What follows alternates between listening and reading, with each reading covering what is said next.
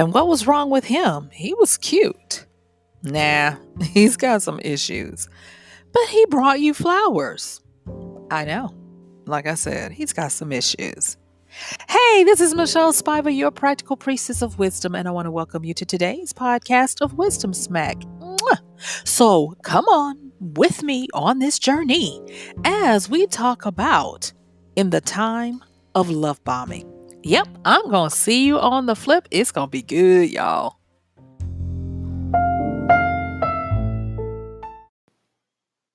So the other day I was talking about some relationships that I've had over the past with a good friend who has known me since I was 18. And we got to going through memory lane on some of the ones that stood out the most. And in hindsight, I had to recognize that, wow, we really are in a time of love bombing.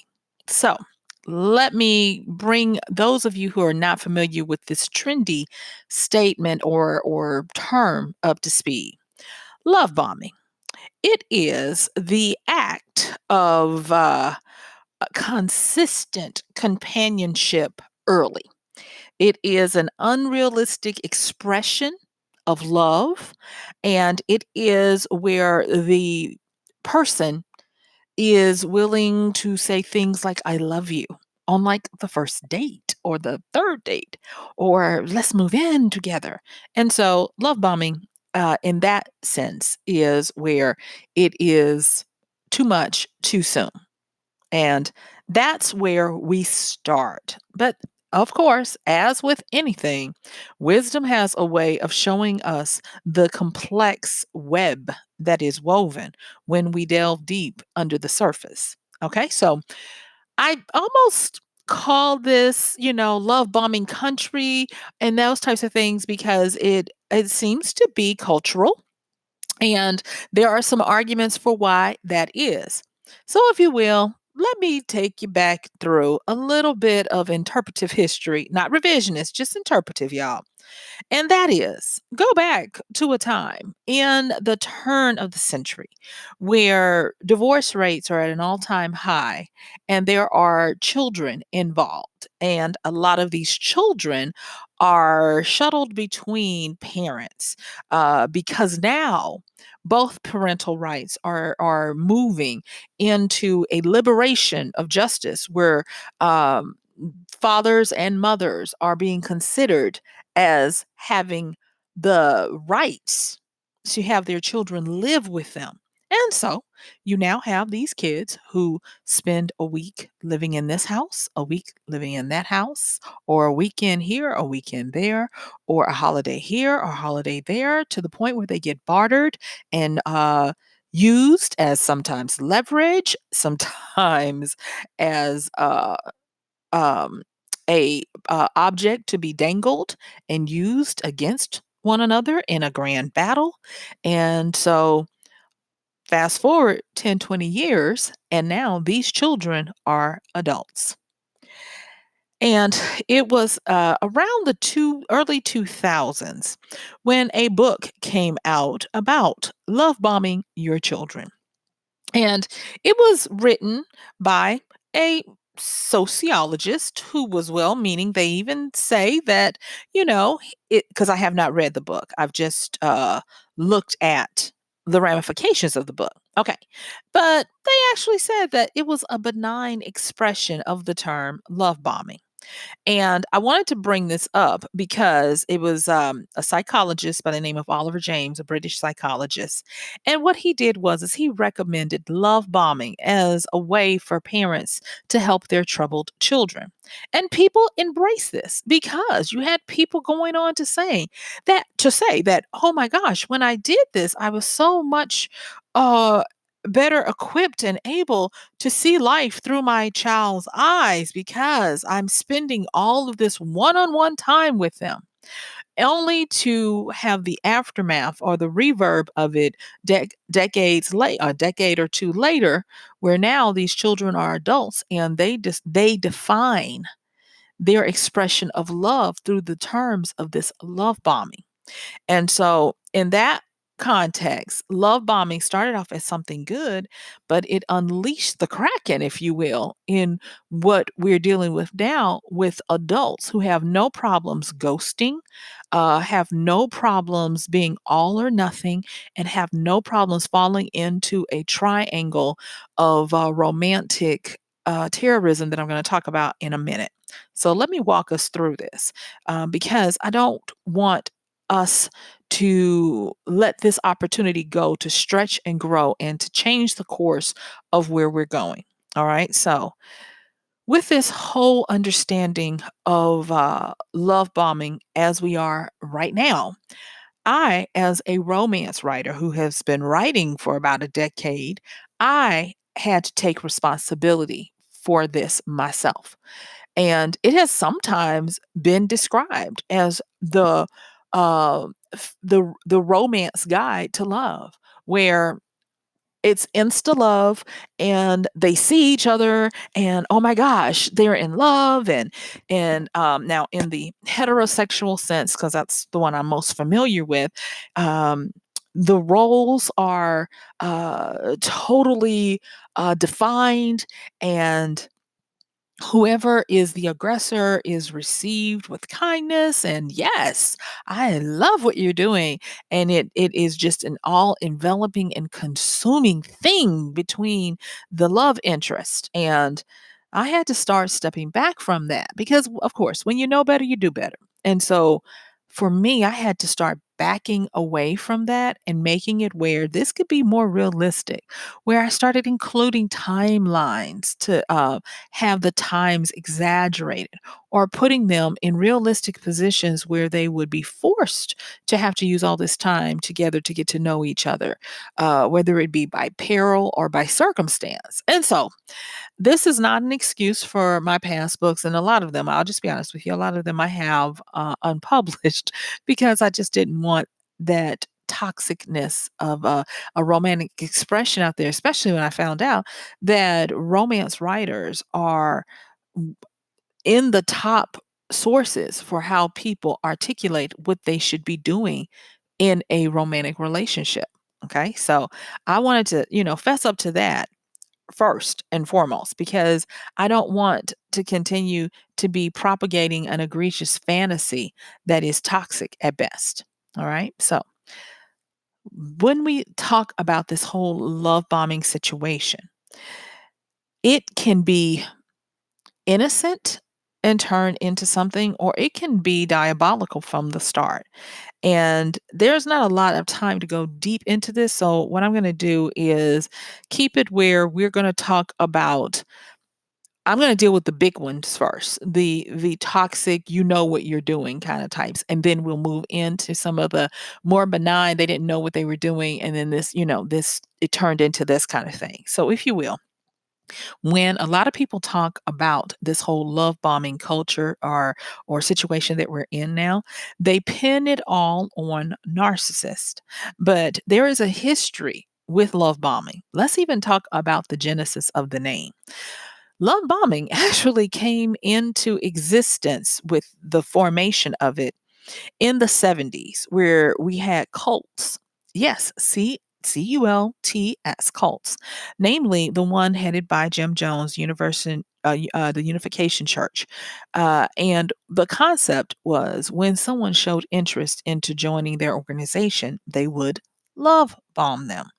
And love bombing for them meant that it was where they smiled all the time, they paid extreme attention and adoration, non romantic touching or non romantic affection for the newcomer.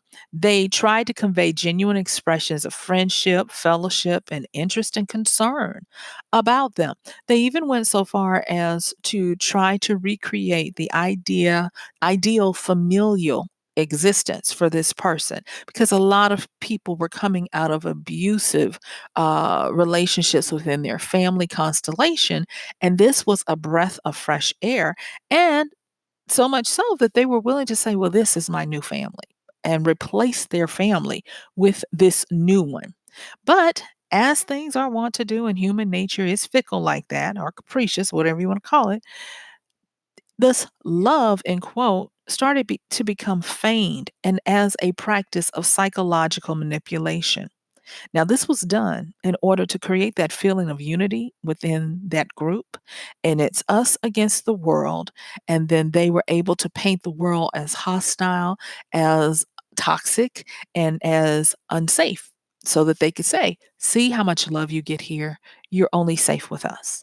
The problem started to rise when people would come out of this haze of this early on love, because they would start to get to the point where they started missing the outside world, their family, their friends, their possessions, because sometimes it was like, give us all your possessions, we'll take care of you.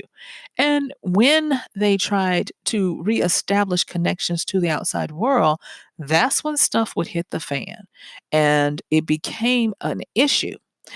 And so just going back through those histories, you had it again with another large cult, Sun Moon's. I actually said Sun Moon's Unification Church, but you also had Jim Jones, Sun Moon, and all of those where you come into our new family, we give you all the love and all of this kind of stuff.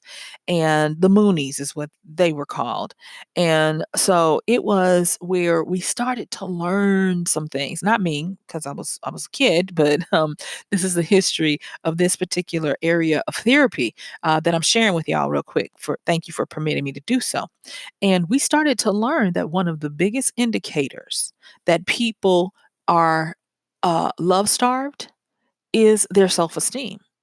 That and now in our contemporary times, we understand that that person that knowingly or unknowingly triggers a person's need for self esteem and and very good at fulfilling that, or actually super feeling it, meaning that it's constant, they are able to enrapture you into their world very fast. And going back to the A part, I was talking with someone and they were talking about all of the gifts that the guy continued to shower on them. And they were talking about how, don't let the outside looks and gestures fool you, that he was overbearing. He would go from 110 to silence to 110. And every time that person tried to get away from him, it was hard. It was scary at times.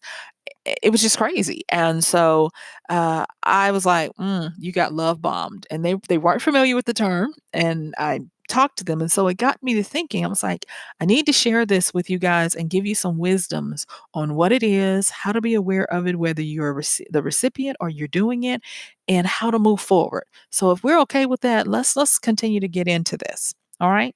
And so with this background of this love bombing, it then moved into the general culture as it is wont to do.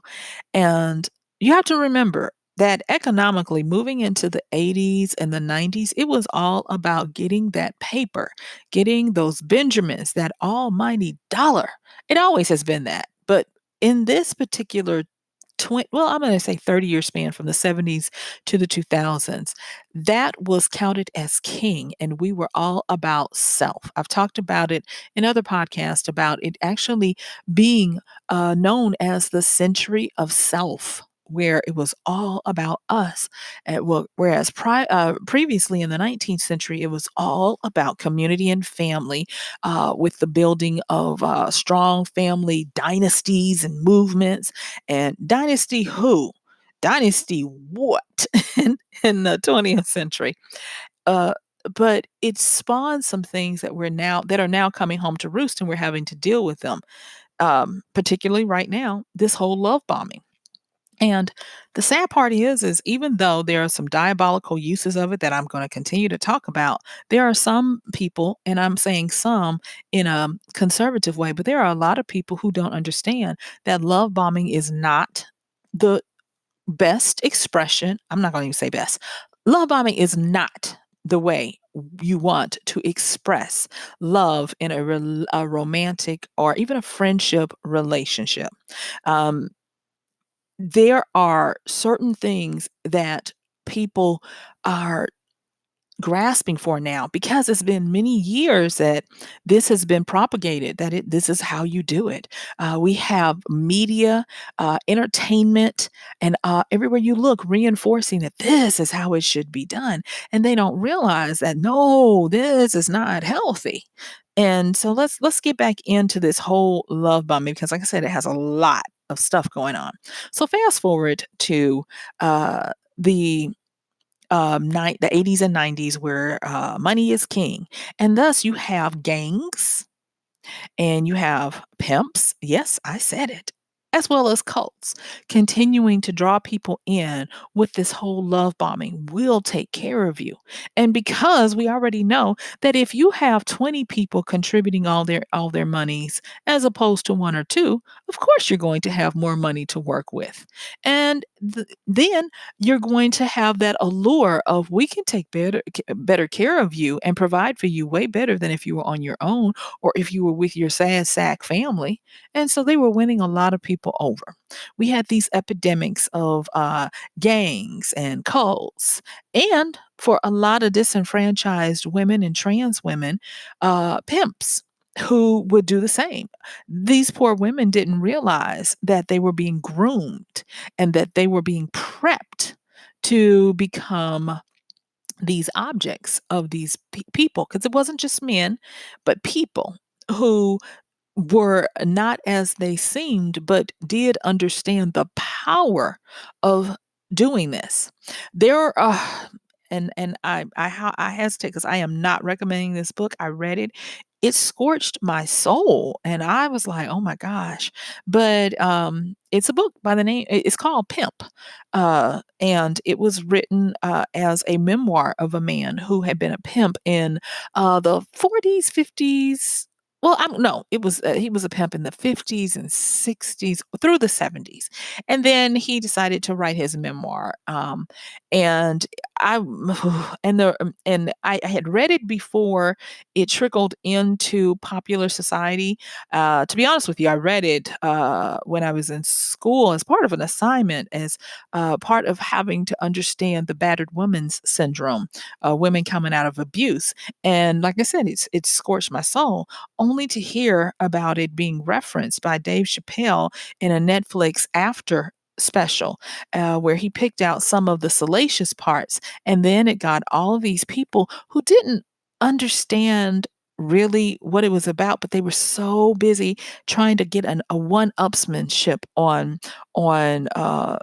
would be targets and lovers. And I was like, I hope that that's not the case. And I'm not saying that Dave Chappelle was glorifying what it said. He was just making reference to it. Actually, he was making reference to it is that in the fact that, not the fact, in the way he perceived that he had been treated as a victim of this psychology of what had happened, this dark psychology.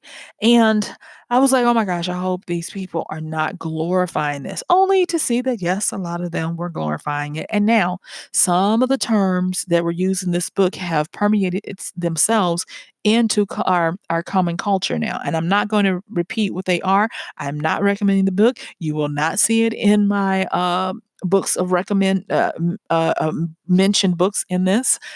Get it at your own because it includes drug use, dark psychology, manipulation, gang treatment, violence, and those types of things. And I'm pretty sure now that I've said that, a lot of you guys are going to be like, I got to go find this book. And I'm not even giving you the real title. I'm just saying it's got the word pimp in it. Okay. So, anyway, let's move on from that. But we then start having movies coming out, especially in my culture, talking about the gangs and the loyalties. And we did all of this for you. And little did we know that not only in the culture that I grew up in, but in other cultures, this whole concept of love bombing the seeds were being sown deep and nurtured with that good soil of reinforcement, where it was almost a test of your loyalty and your heart to these people when they would give you all of this affection and constant companionship all the time.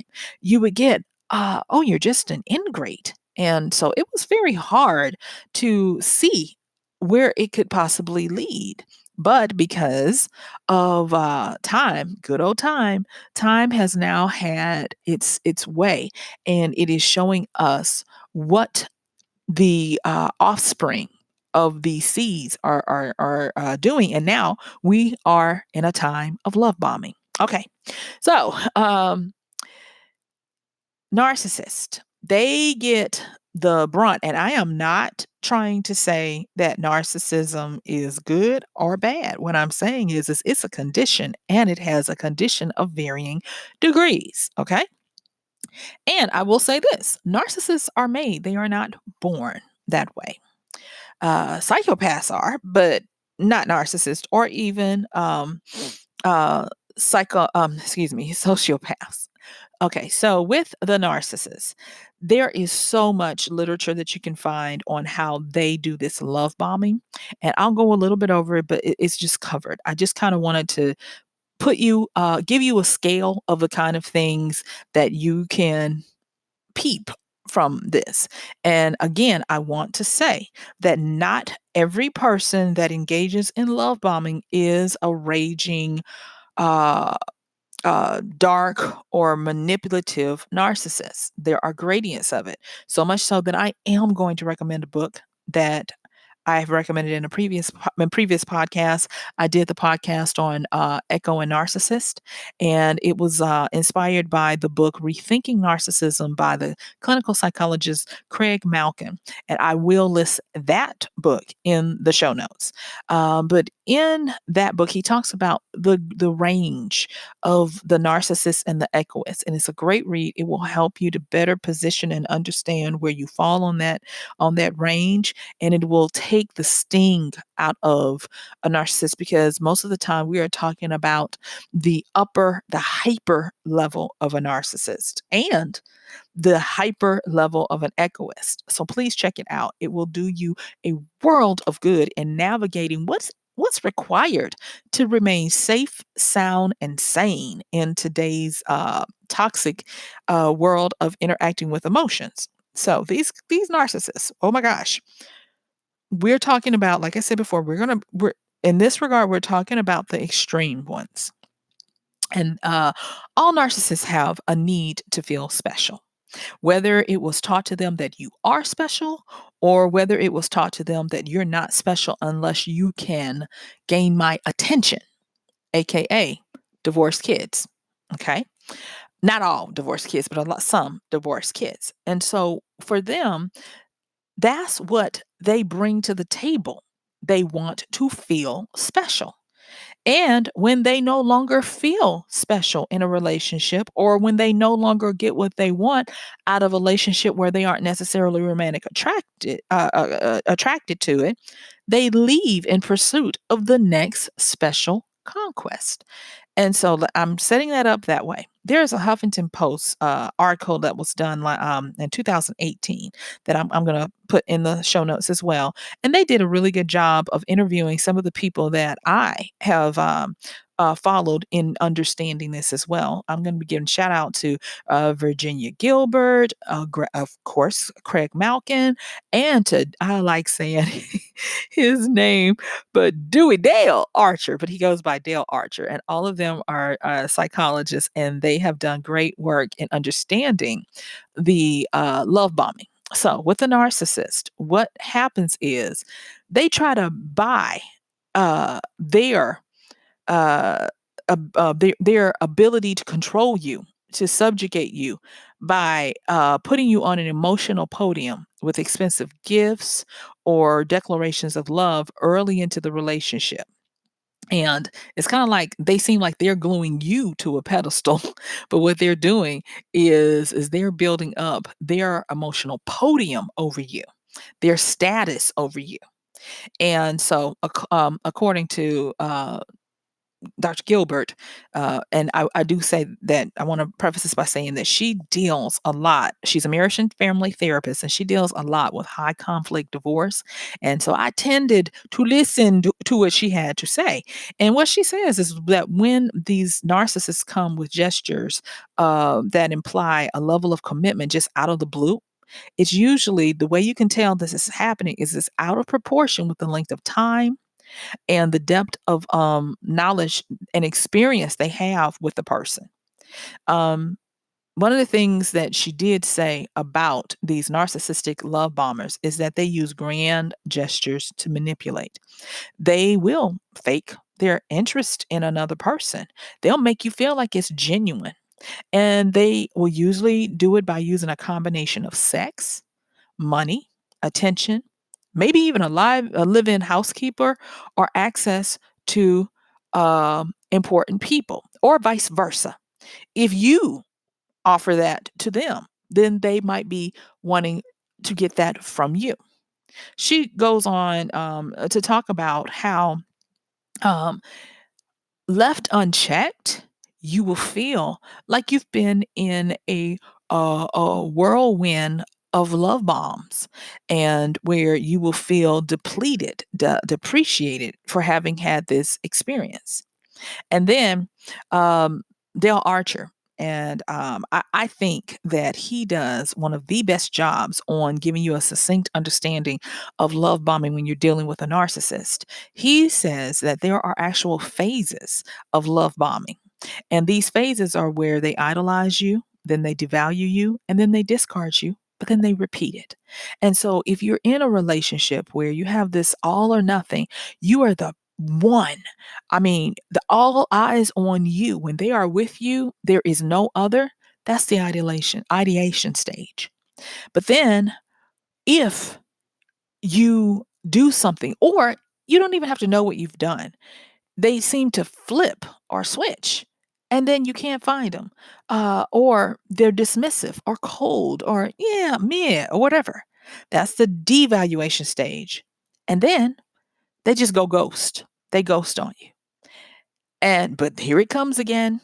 Oh, they send a text or whatever. I was thinking about you. You're on my mind. They're trying to pull you back in. Well, there is a reason behind this thinking of the person doing this. They're not trying to just do this to be mean. There are factors that drive this, and it is where the ideation stage, they don't have an ability to have gradients of good or bad. So in their world, a person or a thing is, it has to be 100% good or 100% bad. And when they are viewing you through that 100% good lens, they idolize you. They create this ideology. They come talking of marriage and promises and all of these fantasies about the future. And there is nothing to sustain what they're talking about. But yet and still, something may trigger them, or it might just be the day they're on where they're not feeling you and you're the enemy. Because of you, they feel smothered or whatever. And thus, the devaluation stage has started. And because they feel smothered, they then discard, they go away. I don't have time for you right now. This is too much.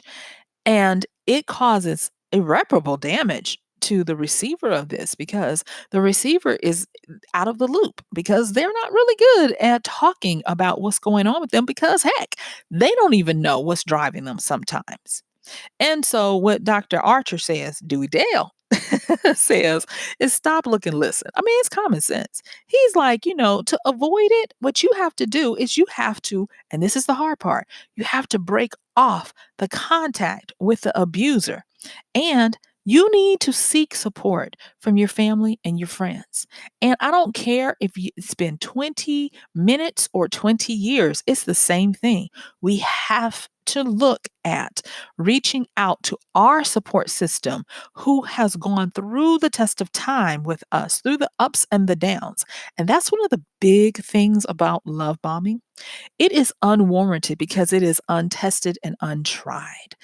You cannot, you just cannot profess love when you are not willing to go through the ups and downs. And that is where this splinters away from the healthy love at first sight, which is more rare. Uh, Love at first sight, these people are in it to win it mutually. And they're like, come what may, we're going to stick it out. And so with the love at first sight, they understand. that everything is not perfect, and they don't have this ideation, devaluation, discard cycle running as a hard a program underneath the surface. They don't fall out with each other only to come back and never talk about it, never understand what is it driving that feeling behind it. They, on the other hand, are willing to say, you know what? We've made this commitment to not only love each other, but to be there for each other. And they are usually very healthy in understanding that we come as a group of people. I represent my family and friends, you represent yours. And so that's how that part of the love at first sight differs greatly from the love bomber. And so I guess you can tell by now that when you're looking at this situation, it is really prevalent because it's happening to a lot of people. And we don't want to paint with broad brushstrokes here. Not every person who does this even knows what they're doing or is a flaming narcissist, because where the narcissist is doing this to get what they want, either to feel special. And when you no longer make them feel special, they're out, or to gain something from you, which we would more traditionally call a honey trap or a honey hole, where someone feigns romantic interest in you to get you to do something. You've seen the guys like on Dirty Round Scoundrels. It actually came from a British book. Stephen, uh, it'll come to me in a minute. But he had an entire series about one-upsmanship, and he was famous for this psychological strategy of what he was doing. And Dirty Rotten Scoundrels would have men feigning interest in women to gain the upper hand, and to make it seem like they were in love with them, to get access to their money, or to do things like get the women to take care of them or write them into the wills. It was diabolical. I'm not saying that that's what his books were about, but there was actually kind of like there was it was called Sportsmanship and some other stuff. But this is not about Mr. Steven, and I'm gonna remember his last name before this is over, so I can make sure that I tell you about him, because yes, yes, yes. He was something else. And in his lifetime, I'm going to just tell you, he was, he was very, very good at showing people that part of life, I should say, the underbelly of how to take people's emotions and turn them into weapons. And he wasn't mean or anything. He was Stephen Potter. That's his name, Stephen Stephen, and then Potter like Harry Potter. And yes, he was British. So anyway, I just wanted to mention that because that was the genesis, I believe, because he died in 1969. And that was the genesis of putting out this information. And then we had an explosion in the late 90s, early 2000s for the PUA, which stands for pickup artist.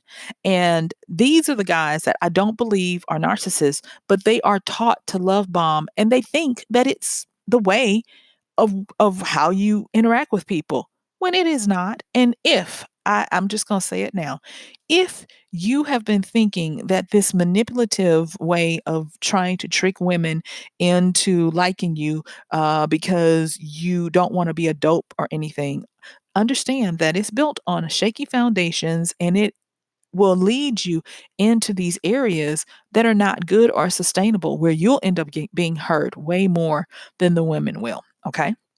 So let's get into a little bit more of talking about the love bombing in our culture now.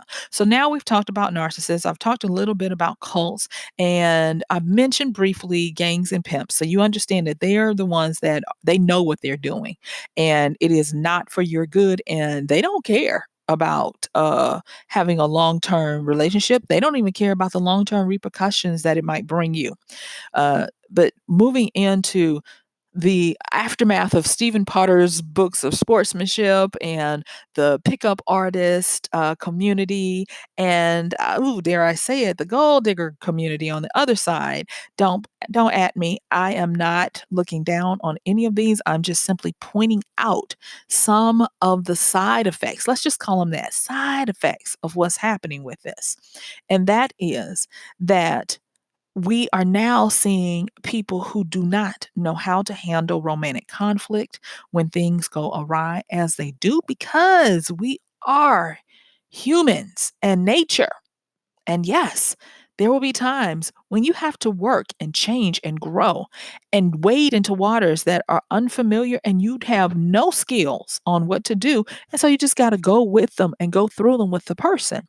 And because people have been taught, shower them with affection, with love, cook for him, clean his house, make it where, he doesn't, want to go anywhere else, and you guys, you might not know about this little culture, but I've been watching it because I actually get people coming to me to consult on how to get out of these emotions. And so I have to be up on it. Whether you are considered a pick Misha, meaning that you're doing all of this kind of stuff to win the guy over, or you are a sugar babe where you're like, I will give you affection if you buy me stuff, give me money, and that kind of thing. It's still very dangerous for you as well as the person, because you might be dealing with a skilled narcissist, or you might be dealing with a guy who took a few little classes on pickup artistry, or you might be dealing with an innocent soul who is really just out there. And let's not even talk about our hypersexuals and our romance and romance, sex, and love. I don't like to use the word addicts anymore because they're not in the addict range. Compulsories, that's what I'll say. They have compulsions for those things. It can go badly for everyone involved. And so this is kind of like a little bit of a warning to everything that you want. If it does not take into consideration the other people's feelings or the reactions to your actions, stop it and evaluate, because no one wants to get used. And remember what we said at the top of the podcast, that when we're in a romantic relationship, each one of us wants to feel a sense of self-esteem. And if you are trying to get something out of someone to only fulfill your sense of self-esteem with a total disregard for theirs, I don't wanna be so harsh, but unless it's, like, dangerous, you get what you get. So don't be upset when it blows up in your face. So let's close this out because my time is coming close and coming fast. All right, so with this whole situation of love bombing, if you are not dealing with a narcissist and you are not a narcissist, and you are just working on the regurgitations of pickup artistry, or how to snare a man, whether it be by being a sugar baby or a pick Misha, that woman who is willing to do so much more. What Beyonce's anthem, no one can love you like I love you, or hold up, she don't love you like I love you, those kinds of things. Look and see to make sure that this is not a one-sided thing where you get into the habit of all or nothing, showering with them with love. And once you get what you want, then you're done and you forget about them because now you've been fulfilled and you don't keep it going. You could be love bombing. And for my dear souls out there who are struggling to figure out what is love, what is romance, and all you've ever known is when I'm with mom, mom is trying to be my best friend and let me do everything and shower me with attention and mommy and me time. And when I'm with dad, he's buying me everything I want and he's trying to show that he's the best bud and all of this. And then once you are happy, they let you stay in your room all day and then they go about their life. I feel for you. I do. And I want to ask you to consider that this is not how you should bring your expression of love into your relationship. I don't want you to feel like just because you have spent all this time, money, and made all these arrangements for someone that you are successfully showing love. You cannot, please hear me, dear one.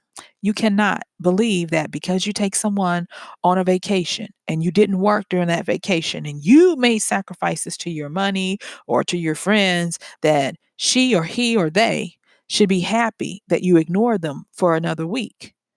If you find yourself saying, "Why are you texting me? I just spent the whole weekend with you." Consider that maybe it's not them. Maybe you need to look at your pattern of behavior and what you believe constitutes love, because it might be an underscript underneath how you were raised or learned or expected love to come.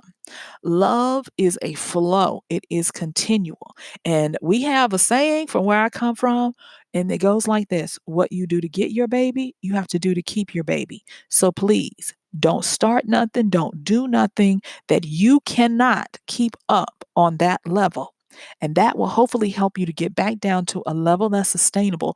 And you will be a better partner to your significant other because you will be diligent and consistent in your expression. And also, please remember to check on the other side on their self esteem, because that's what we're all trying to give.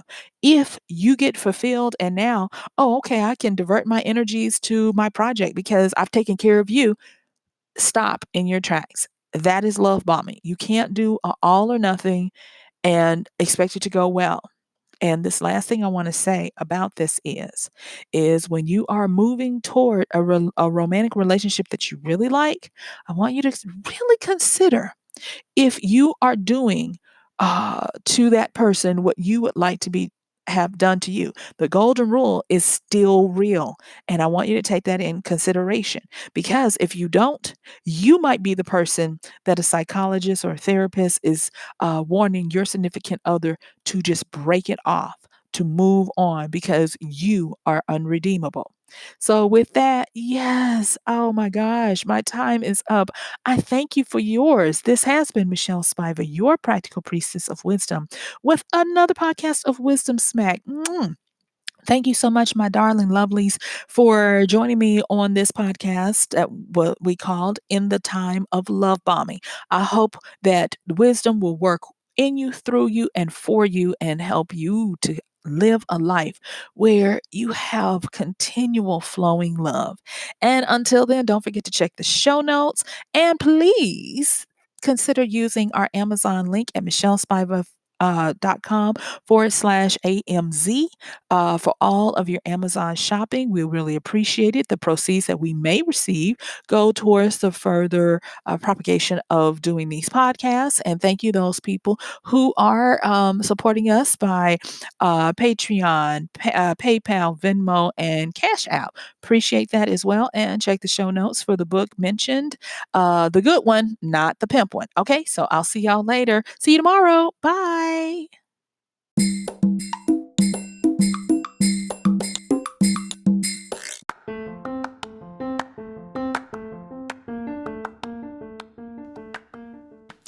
And that's going to do it for today's podcast of Wisdom Smack with Michelle Spiva.